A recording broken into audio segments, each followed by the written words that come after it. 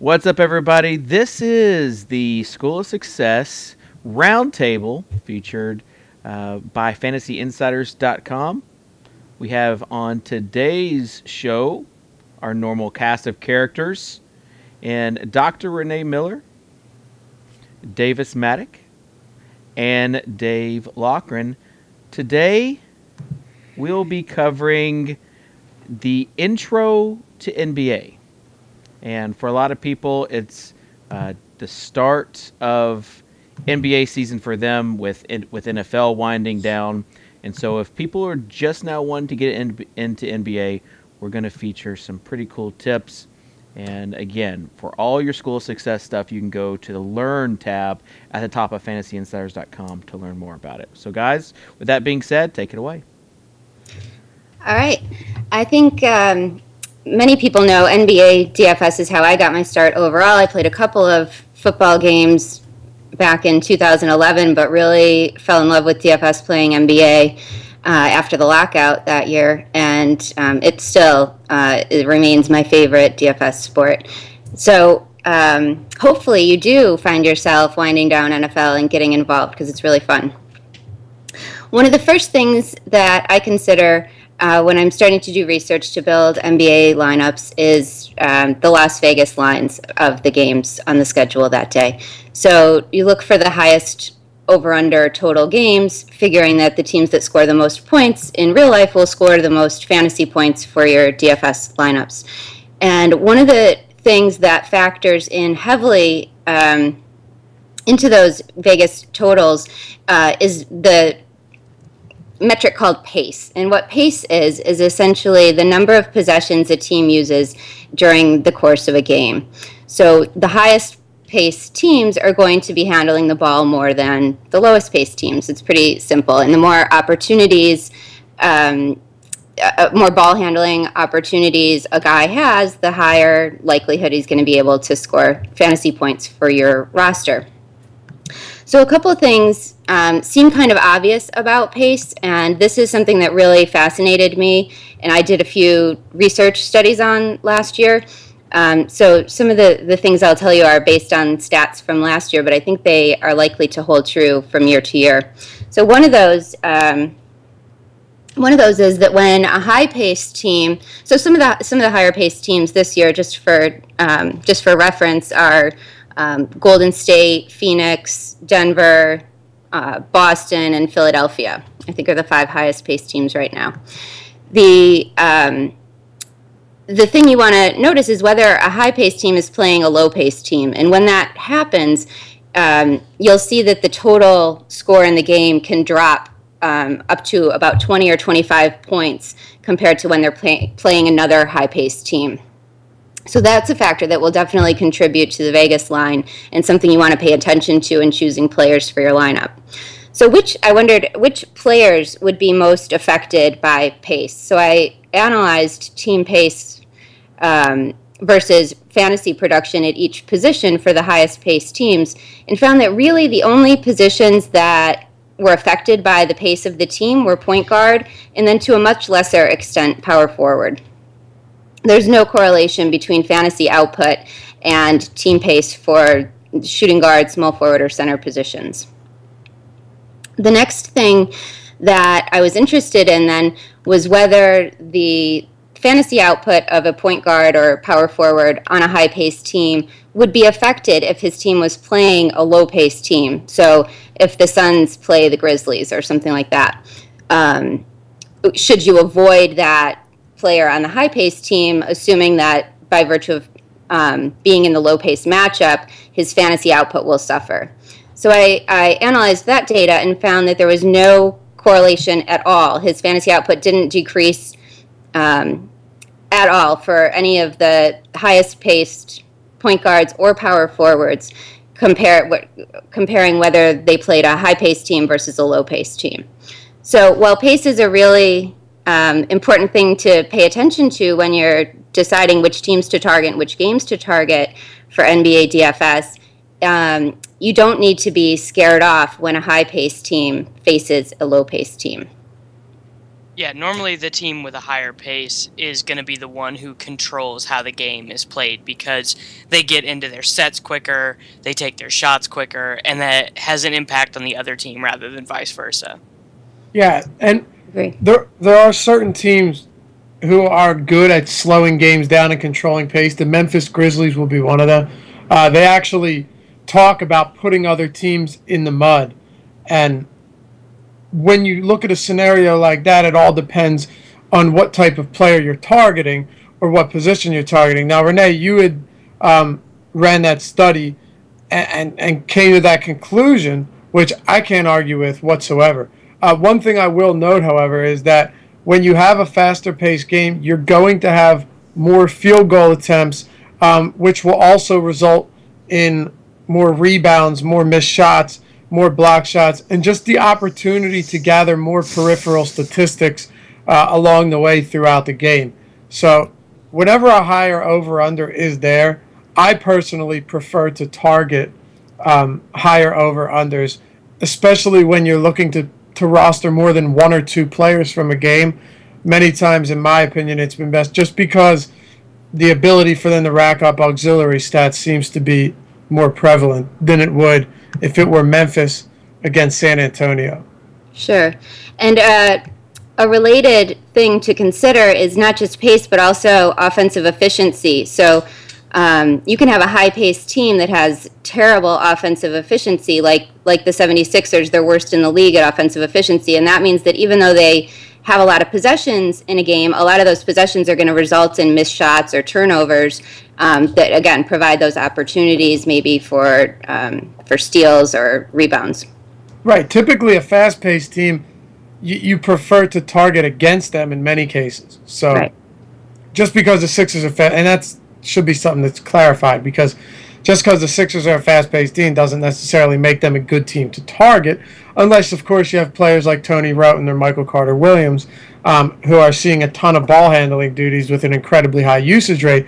But when you have the Philadelphia 76ers facing an opposition that you know is going to benefit from their fast pace, then it's definitely something to consider. You also have to factor in blowouts, though, for teams like that, and so on and so forth. But yeah. I do believe that with fast-paced teams, they provide a lot of opportunity for the opposition. Agree. That's actually a really good transition to another important facet I think that we all consider when starting to do our research and build our lineups, which is kind of the opportunity a player gets. Do you want to talk to us about that, Davis? I think that opportunity and combined with pace is the most important thing, and I think Laffy's going to talk about this in a minute with news. But I tend to look at opportunity and just minutes almost more than anything else. You'll find at positions that are hard to fill, like small forward on FanDuel, you'll play Wes Johnson, you'll play Gerald Henderson, just because them being out there for 32 to 35 minutes is incredibly important. Their projections are almost always going to be sort of lower than you would like them, but just the fact that they're out there for so long is going to allow them to be in a position to accumulate statistics, even if it's not a statistic that they're particularly good in. I remember on the Fantasy Insiders NBA show last year, Dan Wahoo and I got into an argument about Jarrett Jack. And I was like, and because I didn't think he was a very good value play. And Dan Wahoo's like, oh, his per 36s are yada yada. And then he said 0.6 blocks. And I was like, he's not out here getting blocks. Like, Jarrett Jack is not getting blocks. Well, he had 2 blocks that next game because he played 36 minutes. And you just sort of find yourself in scenarios. So if you can fill out your whole lineup with guys who are going to be playing a ton of minutes, then you're really increasing both the floor and the ceiling of your lineup. Sure. Unless your name is Kentavious Caldwell-Pope, you're going to benefit from additional minutes, additional opportunities, simply because if you're on the court, many times you're going to fall into fantasy points. Some players just simply don't have the opportunity or the capability, the ability to do that. Guys, that don't battle for rebounds, that don't really control the offense, that don't hold the ball, and simply only take shots when they have open looks and the ball gets fed to them. So players like that, if their minimum salary maybe on a short slate, you want to consider them. But anytime you have a guy that Tony Roten was very cheap to start the season. You knew the opportunity was there. You knew the minutes were going to be there. He's an ideal person to target. Guys like Corey Joseph, if Tony Parker sits out and Corey Joseph has a good matchup, the minutes are going to be there, even though he's not he's not that great of a basketball player, but he has the opportunity to produce. Another thing that factors into that is what team are they playing on? Sometimes if you have a good player that doesn't get many minutes, but due to an injury, he's going to get a lot of minutes on a bad team, it can help him greatly. But a bad player that's getting a lot of minutes on a bad team typically won't see as much production. If you have a bad player on a good team, a lot of times if they're going to get 35 minutes a game, they'll fall into fantasy points simply because their team is producing. So it really all depends on team situation with the minutes and what type of opportunity they're seeing compared to how their team functions around them. Yeah. So Davis, do you look at things like usage rate and player efficiency? Usage rate is like the most important statistic you could ever learn. Especially looking at usage rate when key players are out with injury. Russell Westbrook. Yeah, Russell Westbrook. The example that everyone is thinking about right now is Kyle Lowry with DeMar DeRozan off the court this season, and it's 200, 300 odd minutes. Kyle Lowry has a 35% usage rate with DeMar DeRozan not on the court. So it's things like that, and looking at the correlation between this player being on the court and this player not being on the court that can really help you gain an edge in NBA Daily Fantasy. Yeah, it's guys like Tony Roten with Michael Carter-Williams not on the court, or Michael Carter-Williams with Tony Roten not on the court. And as Davis just mentioned, you gain a huge advantage from it. But more importantly, knowing that usage rate is there, we just spoke about the minutes and the opportunity. It's all about finding additional opportunity. And a lot of that comes through identifying what their usage rate is when other players aren't on the court or are on the court. Great.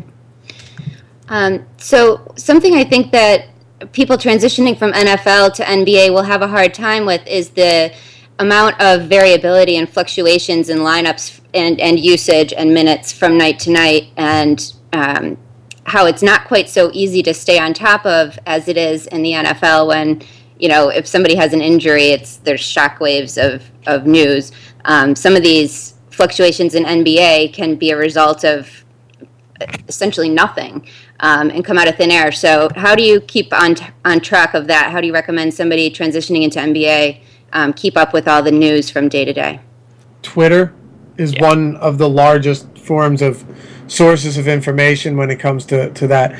You'll have to find sources that you rely on, beat writers, daily fantasy guys that are providing you with the right information. But more importantly, if you have a lineup and you're waiting for injury news to come out, backup plans are always something nice to have. Gotta have a pivot. Gotta have it ready. Exactly. A backup plan. Let's take DraftKings, for example, because you do have late swap. You have the point guard, shooting guard, small forward, power forward, and center designated spots. And then you have guard, forward, and utility where you have significantly more flexibility. In the event that a guy like Pau Gasol is questionable leading up to game time, and the game doesn't start until 9 p.m. Eastern time, what you want to do is put him in either your forward or your utility spot in order to give you an opportunity to swap him out if he is not active. So in the event that Pau Gasol isn't active, now you don't only have power forwards to choose from, but you can swap him out with either all forwards, any forward that has yet to play, or any utility player, which is any player on the slate that is yet to play. And you have a huge advantage. And a lot of good fantasy players, or well-known fantasy players, make that mistake on a nightly basis. And it's an easy thing to fix. And if you play that right, you'll be in much better shape when a player is ruled out or surprisingly not in the lineup. On FanDuel, you have to play it safe with cash games. You can't take the risk if someone is questionable and you don't know if they're going to play. You don't have a clear idea of whether or not they're going to be on the court when their game tips off. You can't trust it. But truth of the matter is, unless you have an alert system, you need to be focusing on watching every bit of news that breaks within minutes leading up to game time. Yeah, that last half hour leading up to 7 o'clock Eastern time is the critical half hour. You just have to be news accessible, so you can make the changes. And building on what Laffy said, there's also a thing on DraftKings where you'll need to make a 2-for-2 swap pending some news. Like the other night for me, I had to choose, I think, between Pau Gasol and Little Zeller and Anthony Davis and someone else. And I did it wrong. I ended up making the wrong decision. But you have to wait on that news. And so before the lineups lock, before 6 o'clock, where I'm from, 7 o'clock, East Coast, whatever, you need to have your prepared swap ready. You can't be waiting for the news to come and then adjusting after that, because then you'll put yourself in a non-optimal scenario. And a lot of the times what you'll have to do if you don't prepare it out is you'll leave a ton of dollars on the table. Exactly. The last thing I want to talk about today in this introductory NBA segment is matchup and how you guys approach. I know we talked a lot about the things that we prioritize, and this hasn't come up, but do you prioritize a lot team matchup or defense against position type information when it comes to choosing a player? You have to consider it, but you also have to consider a lot of times when you're looking at defense versus position, it has a lot more credibility or validity once you get further into the season. Many times you'll look at defense versus position early in the season, and you have to take into account the teams that they've played. Have they played good opponents at that position? So look at defensive efficiency at certain positions, front court, back court of defensive efficiency, team rebounding at certain positions.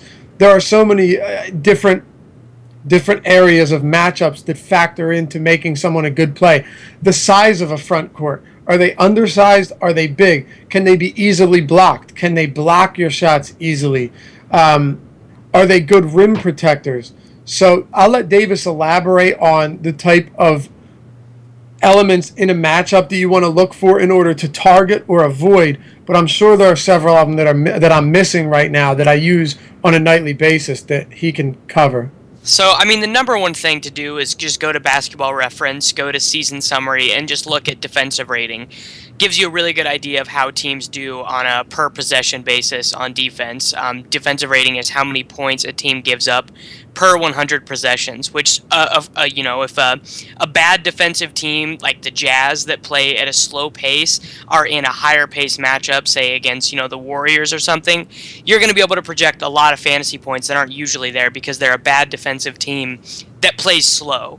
And the higher the defensive efficiency, the worse it is. You don't want to confuse that. Correct, yeah.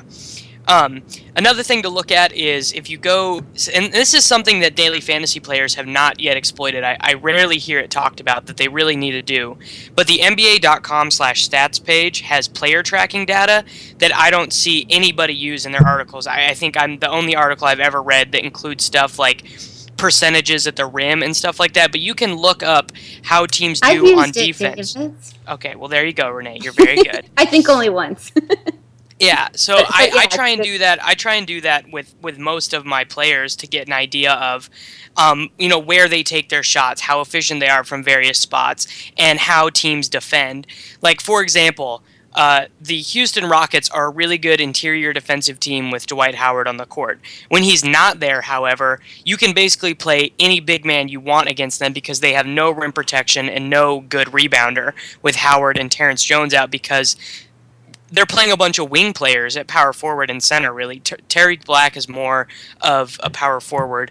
So just really looking at how teams do in areas that generate a lot of fantasy points, which would be shots near the rim that are likely to turn into points and therefore points for your team, and then rebounding, because if a team is bad at rebounding, that means there's going to be more rebounds available for your player.